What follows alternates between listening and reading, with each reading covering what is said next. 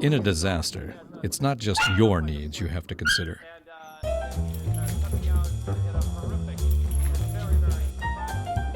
All members of your family have to be ready.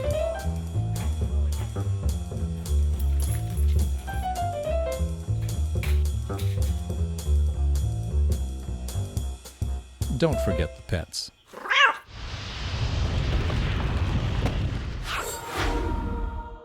Did you know the City of Santa Barbara will give you money to lower your water bill and have a beautiful garden? The Smart Rebate Program covers renovations that will make your garden more water-wise while protecting the environment. Once approved, you can receive up to $1,000 for homes and up to $4,000 for HOAs, for irrigation equipment, smart irrigation controllers, water-wise plants, and mulch. Turn this into this. Schedule your pre-inspection by calling 564-5460. Let's save together.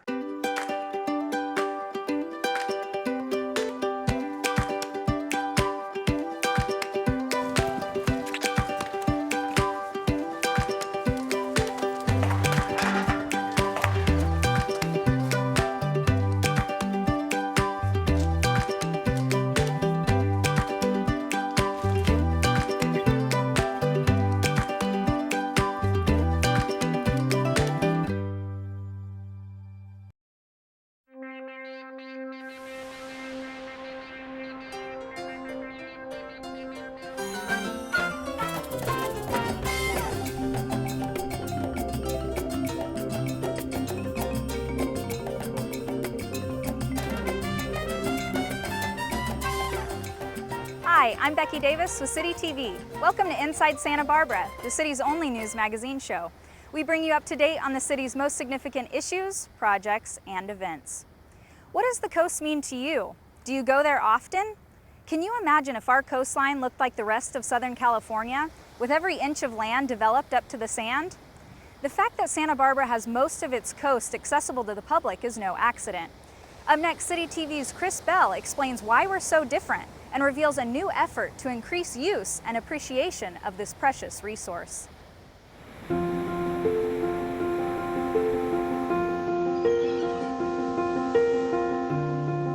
I think there's something about being on the edge of a continent and experiencing the sound of the waves and the sunsets and the birds that fly along the shoreline. It really represents the intersection between the land and the sea, and it's such a dynamic, changing coastline. For me, anytime you have water and mountains together, that's something I want to paint. I want to fill the whole canvas with the water and the mountains. The Santa Barbara Coast. Sanctuary. Playground. Resource. Inspiration. Our coast is many things to many people, but while a lot of us can't imagine life without the beach or ocean, few of us know the history of our coastal area or how fortunate we are to have such unrestricted access to this treasure. And that access comes not by accident, but rather by the conscious acts of determined and forward-thinking people. We've benefited from any number of public-spirited citizens, sometimes just through ground roots political organization, sometimes through the giving of money to preserve the coastline here in this area for the public. If you take a historical bird's-eye view of the Santa Barbara coastline, a pattern emerges of public spaces made possible either by philanthropy, citizen-led initiative, or a combination of both. In fact, that pattern starts at the entrance to the city coming from the south, the Andre Clark Bird Refuge. The bird refuge was a salt pond. They actually had a racing track around it at one time. That racing track went into disrepair. Interestingly, 60 individuals put in $100 each to purchase the old salt pond. And so really there the property sat until 1928 when the Clark family stepped into the situation. So Anna and her daughter Huguette decided to give $50,000 to the city to develop the area into a true refuge, a true city park. And that pattern of philanthropic preservation of coastal land continued from there. From David Gray's construction and donation of the Cabrillo Pavilion to the citizen-led effort to preserve Shoreline Park. Shoreline Park had been threatened with apartment buildings a number of times. In the city, working in combination with a local citizens group, Save Our Shoreline, put together a bond issue that essentially the city condemned and the bond issue paid for the improvements to what today is one of the most magnificent viewing areas along the western end of the city's waterfront area. More recently, the last stretch of undeveloped open space in the city was saved by a strong grassroots effort. Beautiful piece of property which had been a nursery. It was called the Wilcox property. There was an opportunity that came forward that the developers who had purchased that property for a senior care facility actually entered into negotiations with members of the community about purchasing it for open space and merging it into the city's park system. A local effort to raise funds to do that took place, and very frankly, we got very, very close.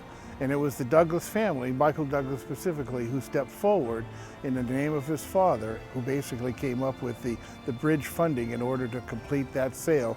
So today what you have is the Douglas Family Preserve being a beautiful natural area, which is really, really popular. After a century of this private to public land transfer, about 60% of the more than 6 miles of Santa Barbara's coast is publicly held, and all of it is accessible. But acquisition of this land is only part of the story. The city has also taken on the responsibility of protecting, enhancing, and enlivening this area as well. Well, we have a ton of recreational activities, starting with fishing. We have charter boats that take folks half-day and three-quarter-day fishing, but you can rent sailboats, you can rent paddle boards, kayaks. This place in the summertime is abuzz with recreational activity. There's a couple things we do. First of all, we maintain 4.2 miles of beach air. We provide a lifeguard service in the summertime, so our beaches are well maintained. We provide beach volleyball courts for people to drop in and use at no cost. Just about every city summer camp uses the beach in some manner or form, and so we have beach volleyball clinics, our junior lifeguard program. We have other camps that are for kids ages 6 to 10, where they just get a bigger appreciation of the ocean, the beach environment, and how to, be good stewards of that moving forward. And when it comes to being good stewards of the coastline, the city has led by example. A successful ballot measure in 2000 resulted in the creation of the Creeks Restoration and Water Quality Improvement Program, the first of its kind in the state. Since that time, the Creeks Division has done a number of projects, including a major restoration effort down at Arroyo Burro Estuary and Henry's Beach. And we do continuous operations along the beach. We do beach cleaning 3 times a week. We work with California Coastal Commission on Coastal Cleanup Day. We work with a number of nonprofit organizations throughout the city to do beach cleanups on a monthly basis. We have a tremendous amount of volunteers come out and participate in our Creek Week events. Other communities have stormwater programs that work to improve water quality, but nothing that is so involved with protecting the natural environment as what we have with the Creeks Division in the city of Santa Barbara. Now, thanks to a grant from the Coastal Conservancy, the city is joining a statewide effort to get more people to explore this amazing asset. The city of Santa Barbara was granted funds from the Coastal Conservancy under our Explore the Coast grant program to enhance the interpretation along the coastline in the city of Santa Barbara through signage and electronic media and informational products such as brochures. People come to the coast and they want to know the history, they want to know the resources that surround them, they want to understand a little bit about climate change and how it might affect the coast, so we're promoting that project. The Santa Barbara Coastal Outreach and Education Project will work in conjunction with the California Coastal Trail, a network of trails along California's coast intended to promote use of the resource and connect communities. The intent of the Coastal Trail in California is to enhance the visitor's experience to the coast and our beautiful shoreline, and to provide a recreational outlet for the public. In our project, our goals are to communicate the various aspects of our coast that are special to us, whether it's historical significance, cultural significance, the ecological significance of it, and provide residents and visitors with tools to learn more about the coastline. To aid in that education effort, the Parks and Recreation Department has produced media that explain the historical significance of particular sites along the trail. For example, a podcast of Stearns Wharf reveals the crucial role it played in the development of the city after it was constructed in 1872. Before that time, Santa Barbara was by and large sort of cut off from the outside world. I mean, you did have the stagecoach, but there was no railroad yet.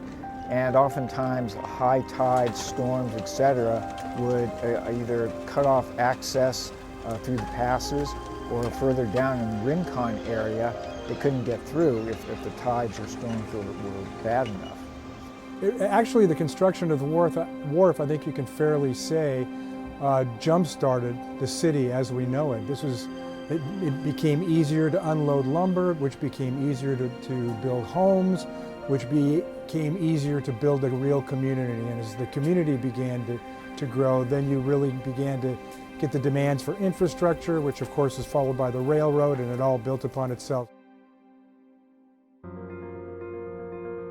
Podcasts will also delve into the environmental significance of areas along our coast. Santa Barbara's coastline is very diverse. We have bluff tops in the Mesa area of Santa Barbara.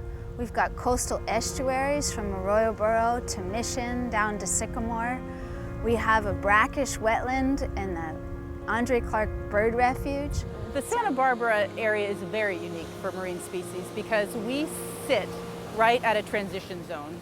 And so Point Conception is where everything changes. So basically what happens is you have this California current, which is a cold water coming down from the north.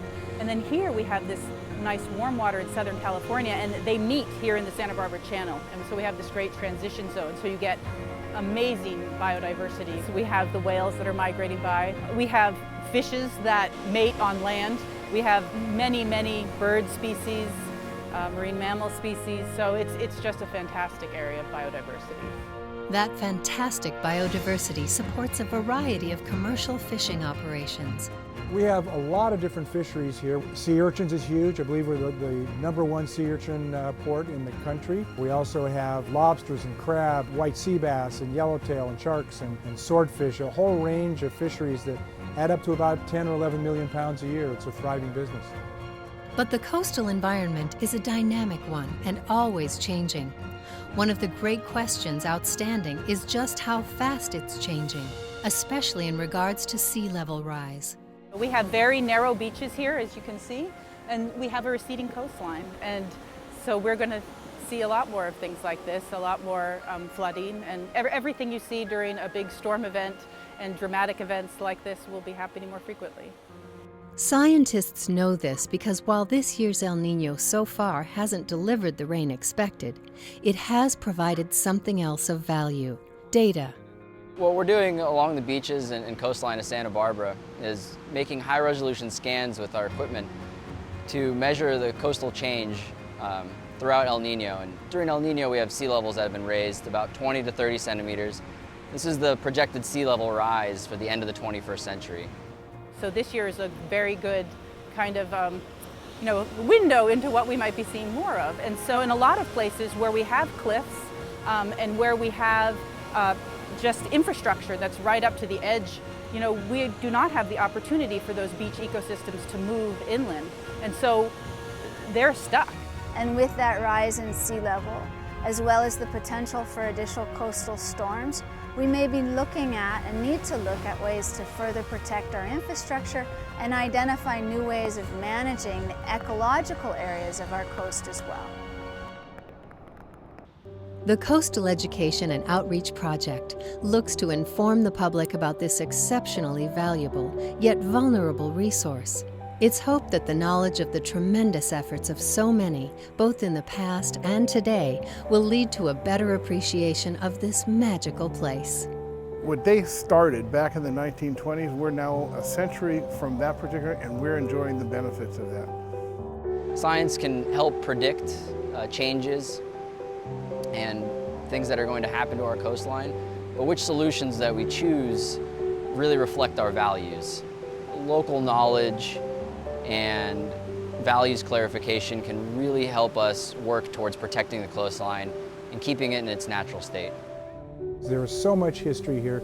There's so much to see and do right here, right now, that you wouldn't want to miss it, and you might want to spend a considerable amount of time in this area itself. For more information about the Coastal Education and Outreach Project, visit scc.ca.gov. On July 21, 2015, the Santa Barbara City Council issued a contract to reactivate and operate the Charles E. Meyer desalination plant. Since then, the project has moved full steam ahead. City TV's Yara Cassis has the story.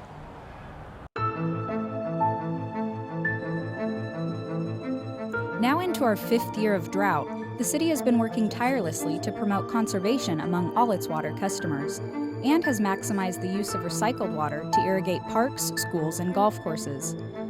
But in spite of a tremendous conservation response by the public, future supply still falls short of demand. In response, the City Council has taken steps to supplement our water supply by restarting the desalination facility. Desal has been a part of the city's water supply starting in 1994, has been actually part of our long-term water supply plan. And its initial role was to be a drought supply. Now we've made this decision to reactivate our facility and moving forward. We're going to need to revisit what the role of desal is going to be. Is it going to be part of the long-term supply, or is it going to remain just a drought supply for us? But it does play a critical role in helping us to meet those demands during prolonged drought periods. Due to these prolonged periods of drought, more communities across the United States are taking a closer look at desalination as a potential water supply. Desal is actually fairly common worldwide, but in the United States it's been kind of slow to start. We've been fortunate to receive the rainfall that we need to kind of allow us to continue to utilize our surface waters. But as we've been seeing, that puts a lot of impact on our environmental resources. And I think the discussion is coming about as to what other supplies can we start to tap in. When we went out for our RFP to see what the interest was in the project, we did get some good interest in it. A lot of the players were actually from overseas. The company that we have right now is from Israel. Another company that we had talked to was from Spain. You know, places where they're actually doing a lot more of this type of technology. So, you know, I think that bringing it to California is something that's going to happen, you know, and we're kind of in the forefront of it. Thanks to infrastructure left over from the original 1992 plant, the reactivation is much farther along, and the construction costs are less than they would have been without it. You know, it was really essential to have the facility that we had. It's put us so much further ahead. We did get the permits to operate our desalination plant back in 1996. We got the permanent permits. And we have, you know, the major infrastructure going out into the ocean. The intake areas is all developed where that's going to go. The property to put this on, a lot of the major electrical infrastructure has kind of already been established. The infrastructure that allows us to discharge the brine water is kind of already in play. So much of that has allowed us to reactivate this facility for $55 million. Without that, we'd be looking at probably over $100 million. With the disappointingly dry El Nino and Lake Cachuma at a mere 14% of capacity, the desal plant reactivation will be critical in helping the city meet its water needs. The facility is permitted for up to 10,000 acre-feet a year, and right now during this drought time, we're actually getting pretty close. We're using about 11,000 acre-feet a year right now. But that's not how we see the role of desal for us in the short term. Right now, we're bringing the facility online at just over 3,000 acre-feet, which is going to be approximately 30% of our water supply. And so we hope that that's sufficient to get us through this drought cycle. We feel that's an adequate size for now, but you know, the potential for desal to help out regionally with our water supply needs is really important. The work involved in restarting the plant includes updating all the membrane and computer technology, installing new pumps, as well as a new pump station. And since the first plant was constructed in 1992, operating the plant will require far less energy and be more efficient. It's actually going to be fully automated. There will be operators at the plant, but it will be just like our water treatment plant or the wastewater treatment plant, where it is fully automated. We will have what's called SCADA, which allows us to be able to see what's happening with the different processes. The entity who is the designer and the builder for this will actually be the operator for it also. So they will be interfacing with city staff on what we need water-wise, but they will actually be doing the operations of the plant. The desalination project is currently on schedule and on budget and will be delivering water by October of this year. To stay up to date on the status of the desalination plant project, visit santabarbaraca.gov/desal. We'll be right back with more Inside Santa Barbara.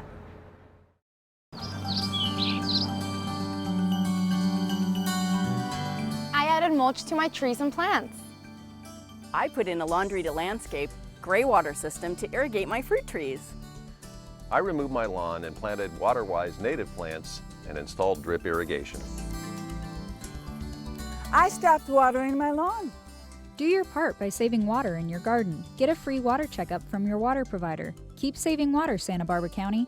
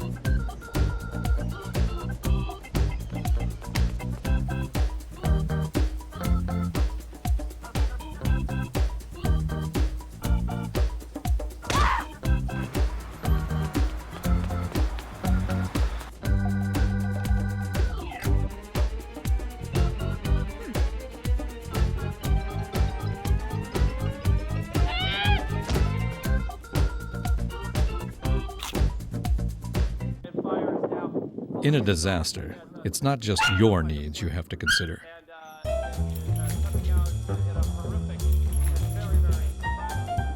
All members of your family have to be ready.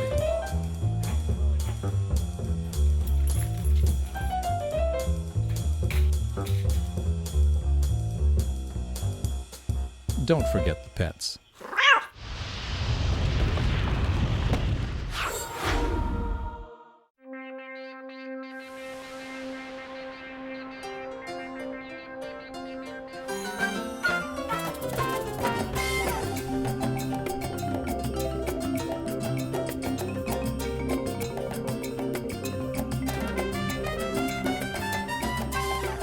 Welcome back.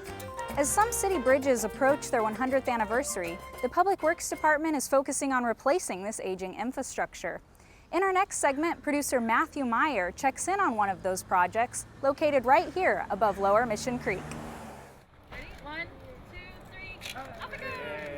The new and improved Coda Street Bridge is now complete. Originally built in 1914, the structure represents one in a series of much-needed replacement projects by the city's Public Works Department. A lot of these bridges on Lower Mission Creek and throughout the city are roughly 80 to 100 years old, so the time is right to get these things replaced and hopefully get another 80 to 100 or more years out of the next structure. Coda Street marks the city's 5th successful bridge replacement since 2012, with projects at Mason and Cabrillo Streets currently in progress. The rebuilt bridges offer numerous benefits, and funding from the Federal Highway Administration mitigates costs to the city. Generally, we get about 90% if you looked across the whole program to complete this work. So it's been a great opportunity to grab hold of federal funds to not only maintain our infrastructure on the street side, but also to increase flood control. Building bridges with these benefits requires a multi-step process, including a design phase that begins years before construction. Public Works started planning to replace the Coda Bridge in 2009, and construction crews finally broke ground at the site in March of 2015. In order to accommodate the project, the city purchased 3 homes immediately adjacent to the bridge. The houses, which now have greater protection from the creek, will go on auction soon. First part was demo, clear the area. In order to do this work, we sort of had to create a large work area around the bridge. So we drove piles and created walls to separate and hold back the existing soil and then remove the entire bridge. With the old structure gone and a wide open site, it was time to build a bigger, better bridge. There's a lot of construction activity, building the forms, pouring the concrete, and then placing the bridge deck itself. It can be difficult to complete such a major project in the middle of a residential neighborhood. Construction took place mere feet from some private residences, making cooperation with the community a major priority.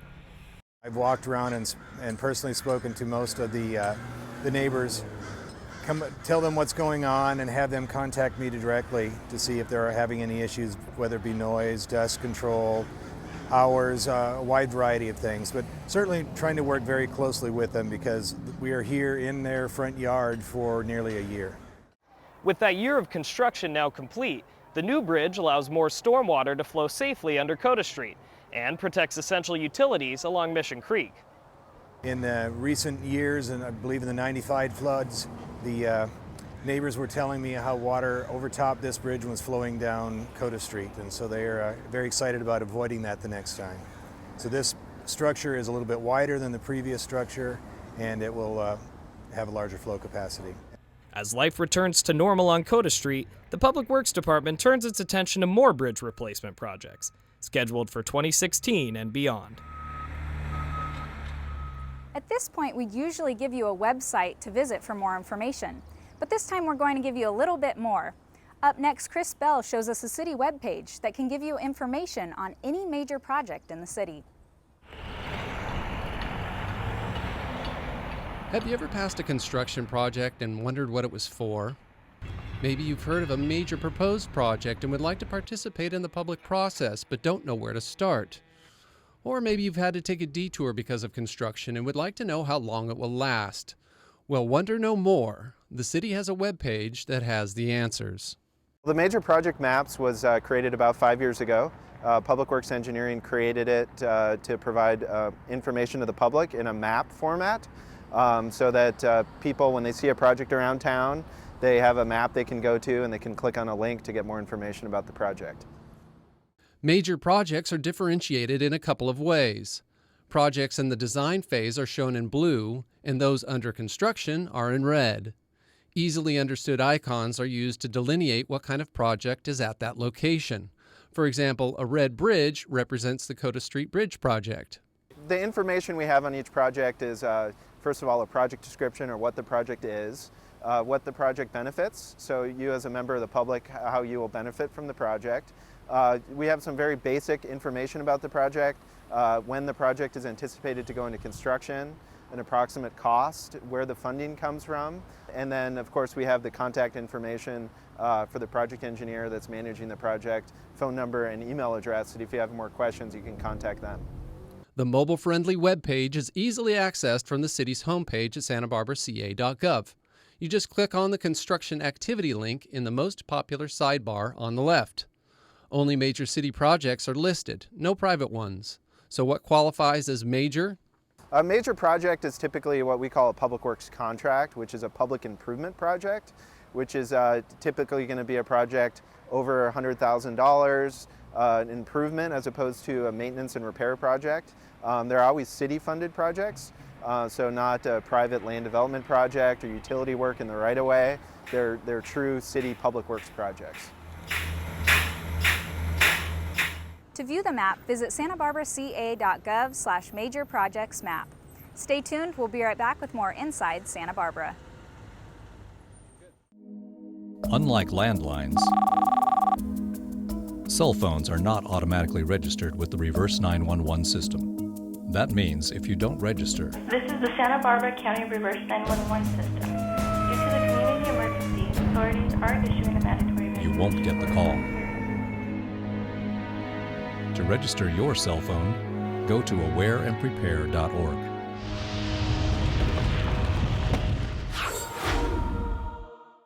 Do you notice anything different about this neighborhood? Yeah, it looks like someone actually cares about it. There's no graffiti, no litter.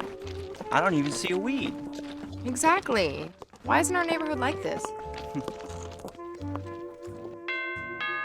Hey guys, great to see you. Come on in. Hey! So on the walk over, we noticed that your entire block looks really great, like really cared for. How is it that our block's only 3 streets away and it looks all run down and trashed?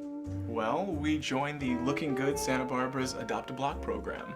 We're committed to keeping our streets clean and free of litter and graffiti. The city provides us free supplies, including a work vest, gloves, trash bags, and a graffiti removal kit.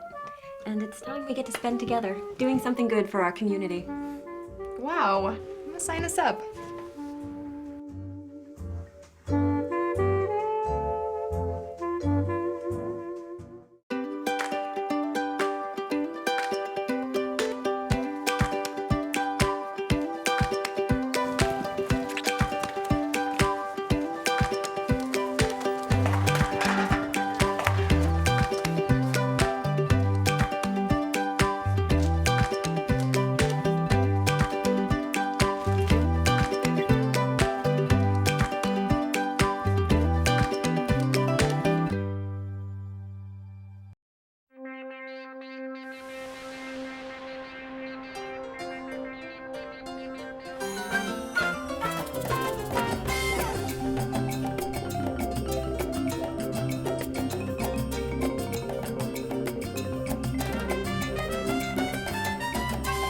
Welcome back. On any given rainy day, city personnel clad in rain slickers and galoshes head out to take samples at the City Creeks Division's stormwater monitoring sites. Producer Jeff Goodvin tells us more about what they're looking for and why. The Creeks Division goals for storm monitoring are to identify the harmful pollutants that reach creeks during storm events, to investigate their impacts, and to track their sources. The other main goal is to measure project performance. And what we're looking for are trends in pollution over time.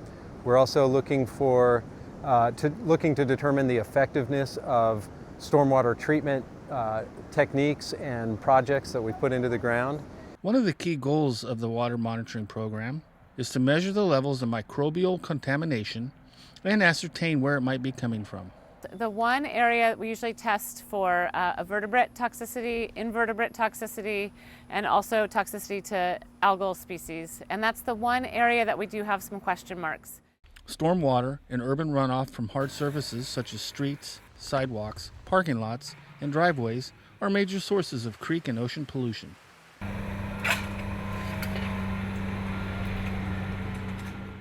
The Creeks Division permeable paver projects are aimed at stemming the flow of urban runoff and contamination during storm events. When the Creeks Division does a stormwater improvement project, we go out before we do the project and we test the stormwater runoff from that project location so that we know what kind of pollutants are in the water and what the concentrations are of those pollutants. We test that runoff for pesticides, oil and grease, indicator bacteria, nutrients, metals, and toxicity. Permeable pavers are a grid of celled bricks that are laid over tiers of gravel. The bricks and gravel allow storm waters to infiltrate into the ground below. Results have shown that the projects have been successful in preventing polluted runoff from flowing off-site. What we find in those cases is no matter how hard the rain is that we've had, the rain doesn't run off those parking lots. It goes down into the soil there where it can percolate into the soil. Those pollutants that we found are treated naturally by microbes in the soil, and we've had no runoff since we put in those projects. So no runoff means no pollutants are getting into the creeks and ocean water from those areas. Encouraging results have also been found in stormwater testing of the Las Positas subwatershed at the city's municipal golf course. Upper Las Positas Creek, a tributary to Arroyo Burro, underwent a massive creek restoration and stormwater quality improvement project in 2009. Stormwater runoff from nearby surface streets, Adams Elementary School, and the golf course is treated naturally as it travels through the project before it is released into Las Positas Creek and ends up in the ocean at Arroyo Burro Beach. So we've been able to capture all of that stormwater, and it's treated on site it's captured in large detention basins on the course where the water can infiltrate into the soil, where it's treated naturally. It evaporates, and it provides wildlife habitat for lots of bird species who enjoy the water at the course. We just did some samples from one of the biggest ponds at the golf course during the last big storm, and we found that between the upper pond and where the water's discharged, that the indicator bacteria levels were basically cut in half, and that's probably a lot of that is due to settling out of sediment that the bacteria were attached to. But it's really encouraging to see such distinct results.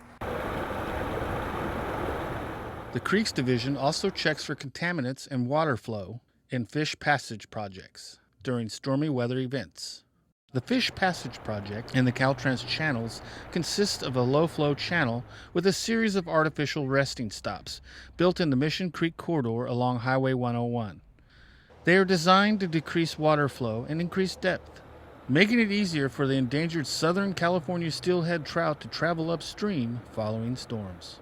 Now that we've gotten some good storms coming through those projects, the Creeks Division is out there trying to measure the flow rates and see if they're A, good for the steelhead, and B, close to what the project was designed to accomplish. We do look at water quality and its impacts on those fish and their ability to spawn and continue to survive in our local creeks. Pesticides and stormwater runoff are also a major concern for the Creeks Division. 2 relatively new pesticides have been found in storm samples. Pyrethroid pesticides are hard to detect during storm events because it binds to sediment. It is toxic to organisms that dwell in the sediment on the creek bed floor. The compounds that we are finding ideally are so tightly bound to the grains that they're not bioavailable to the test critters, but it's still a great concern. Another kind of pesticide that is concerning to staff, neonicotinoids, or neonics. They've been found in every stormwater sample collected by the Creeks Division in the last 2 years. Neonics have been recently connected to the health of honeybees. The levels are really low, but people are starting to realize that the toxicity thresholds that have been set by the EPA are perhaps way too low. So we might be having more chronic and cumulative toxicity. We don't have any other pesticide or group of pesticides that we've seen with such consistency and reliability in our storm runoff, and that means there's a lot of it out there and a lot of it getting into our creeks. Because of the widespread presence of neonics in urban runoff, the Creeks Division has partnered with researchers from UC Santa Barbara to better understand the potential impact this pesticide has on coastal streams and estuaries. At the state level, there's more regulations about how those pesticides are applied and how to keep them out of runoff, and hopefully we'll see statewide improvement with that. These samples were sent to an outsourced lab, Test America, to perform advanced testing. Results are studied and compared to previous water data and help the Creeks Division determine whether restoration and water quality improvement projects are performing as designed. They also help staff know where additional outreach efforts might be needed related to specific pollutants of concern. More information on the Creeks Division's water quality monitoring programs and annual water quality reports are available online at sbcreeks.com. Santa Barbara is fortunate to have a thriving arts community. Up next, find out how the city invests in the arts and why they play such an important role in our economic vitality. Public art helps define our community. Whether hidden within a paseo or shouting its presence from 21 feet high, it influences our everyday life. It's like a mirror, or it kind of echoes the concerns and issues of the time with the unique imprint of the artist and the unique vision. You're able to interact a lot of times with public art, and I think that's incredibly important in our society. You don't have to go to the museum. It's right out there in front of you. The city places a high value on the arts and contributes annually to community arts festivals like Old Spanish Days, Summer Solstice, and the Santa Barbara International Film Festival. For a city our size, we rank very well in terms of the number of venues, the number of participants we have, and the involvement with with the cultural community. It's a good way to combat the arts are just a frill. The arts are just a nice little add-on to really show it's a great business model for communities to embrace the arts and support local arts and culture. And it's not just big community festivals that are being funded. The city contributes to many new emerging arts organizations as well, organizations like Open Streets and Fishbone. Art also has a financial impact on our community. A recently completed study by Americans for the Arts surveyed the economic impact of arts and cultural organizations. Santa Barbara was among the cities surveyed. The study has successfully demonstrated the positive impact on a community's revenue. So you can start to see then that arts and culture is this product, and when we invest in that product, we're not only improving our quality of life for the people who live here, but we're drawing folks to the community, and those people are spending money. So, vibrant arts community is good for local businesses. One event that invites both residents and tourists to take part in our thriving arts community is First Thursday.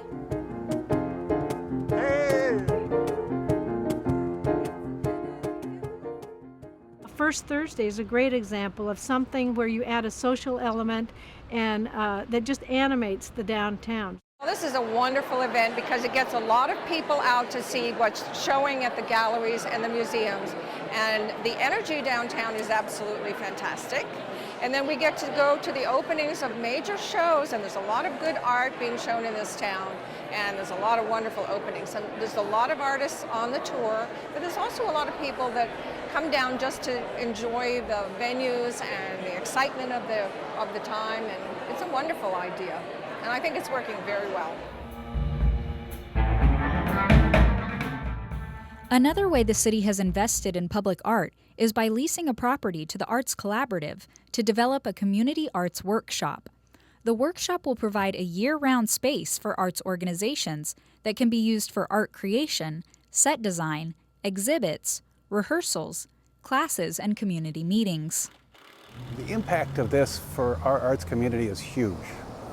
It's a place where people who haven't had a place to go to realize their dream or their aspiration or perform or their play, this is a place where it can start. And I think that hasn't been available to the arts community in Santa Barbara. It's a very important facility. Santa Barbara may be renowned for its natural beauty, but it's our embrace and celebration of the arts that gives us our unique identity. Here, art is not confined to galleries or museums.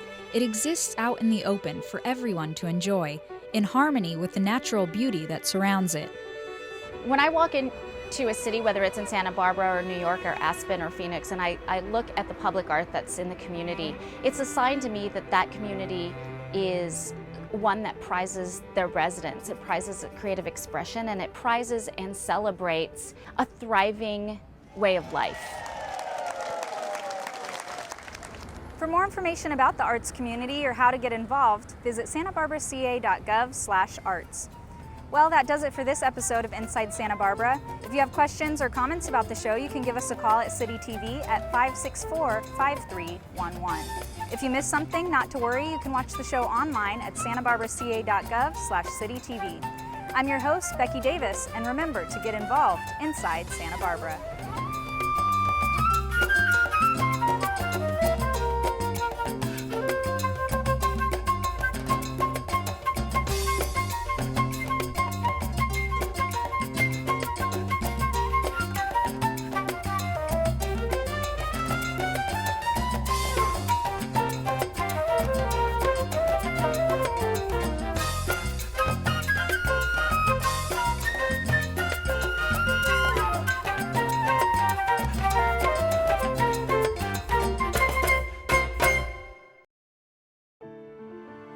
I grew up here. I've made memories here, and I love being able to drive around knowing that this is my community. I'm helping my community. We care, and we want to make this community a better place. This career is for someone who wants to be challenged deep down inside to better a community. It's the best job in the world. It really is. It's like a dream come true. Join your home team.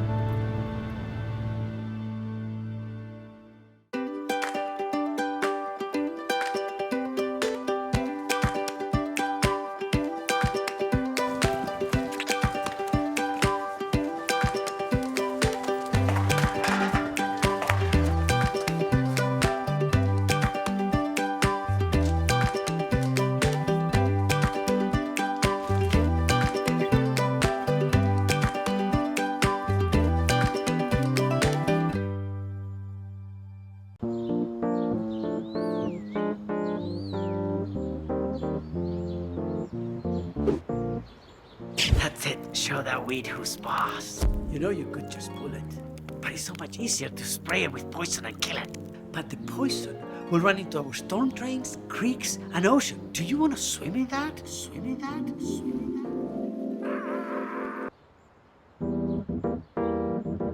Remember, the ocean begins on your street.